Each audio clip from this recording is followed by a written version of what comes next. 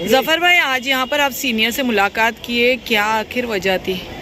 देखिए, कुछ दिनों से आप लोगों ने भी देखा होगा, हम लोग भी देख रहे हैं कि एक सोशल मीडिया पर एक बहुत तेज़ी से न्यूज़ वायरल हो रही है कि अमान कॉम्प्लेक्स के रहने वाले कोई लेडीज़ थी जो हकीम अजमल खान दवाखाने में बहुत दिनों से एडमिट थी और उनका इंतकाल हो गया।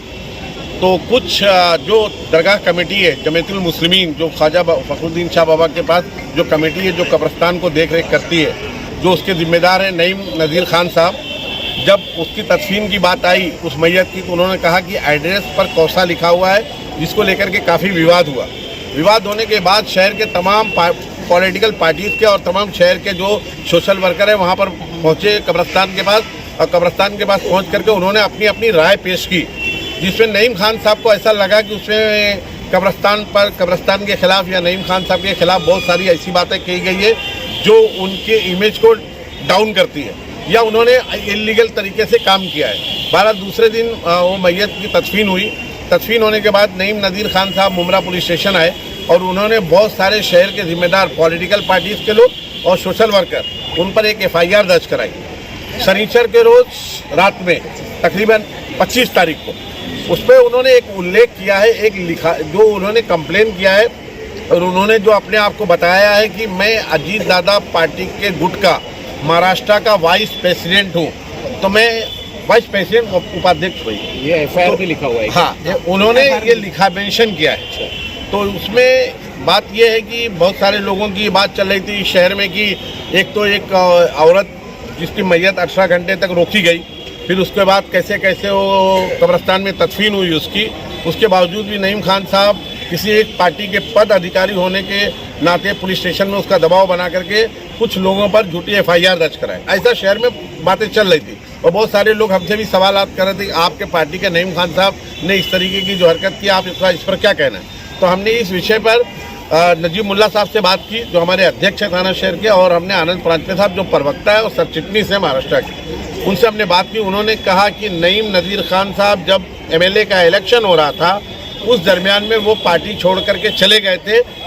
इस जो ये FIR हुई है और नईम खान साहब ने जो FIR में ये जो मेंशन किया है कि मैं अजीत दादा गुट का महाराष्ट्र का वाइस प्रेसिडेंट हूँ, इससे हमारा दूर दूर तक कोई लेना देना नहीं है। मैं मुमरा का अध्यक्ष हूँ।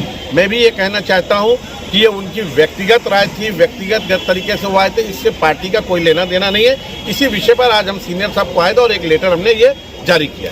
जफर भाई, उन्होंने अभी तक जो है आप लोगों को कोई रिजाइन लेटर दिया था क्या? देखिए, जब इलेक्शन दरमियान में आदमी पार्टी छोड़ के चला जाता है या कभी भी चला जाता है तो पार्टी उसको निकाल देती है।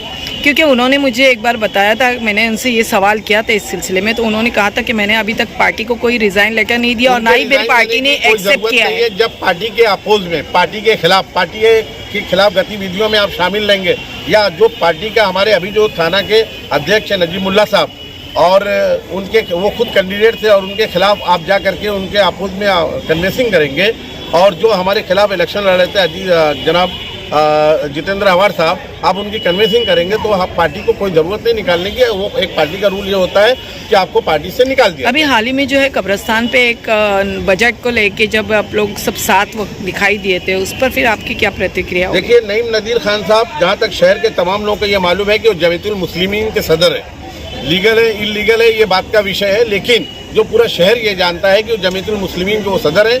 नजीब मुल्ला साहब ने अजीत दादा पवार साहब से कह करके मुमरा की बहुत सारी कब्रिस्तान का बजट लाया था, जिसमें मुमरा की जो कब्रिस्तान है अमृतनगर की ख्वाजा फखरुद्दीन शाह बाबा के पास जो कब्रिस्तान है, जिसको जमीयतुल मुस्लिमीन देख रेख करती है, हमने ये सोचा कि उसका एक बजट आया है, उसके बहुत सारे काम है उस कब्रिस्तान के, तो अगर वो उसके सदर हैं, उस जमीयतुल मुस्लिमीन के सदर हैं, तो हमने उनको बुला करके ये मीडिया के जरिए ये बात बताने की कोशिश की थी कि भाई वो यहाँ के जिम्मेदार हैं। हमने उनको बुलाया था कि आप कब्रिस्तान में ये सारे काम होने वाले हैं, आप लोग भी अपनी निगरानी में रखें, हम लोग भी निगरानी करेंगे, इसलिए हमने उनको वहाँ पर बुलाया था। ये लेटर में क्या लिखा है? लेटर में यही लिखा है कि उनका हमारी पार्टी से कोई लेना देना नहीं है, और जो ये FIR हुई है इससे हमारा भी दूर दूर तक कोई लेना देना नहीं है। हम चाहते हैं कि जो सच है वो सच, और झूठ मुमरा पुलिस स्टेशन अपने तरीके से उसकी इंक्वायरी करे।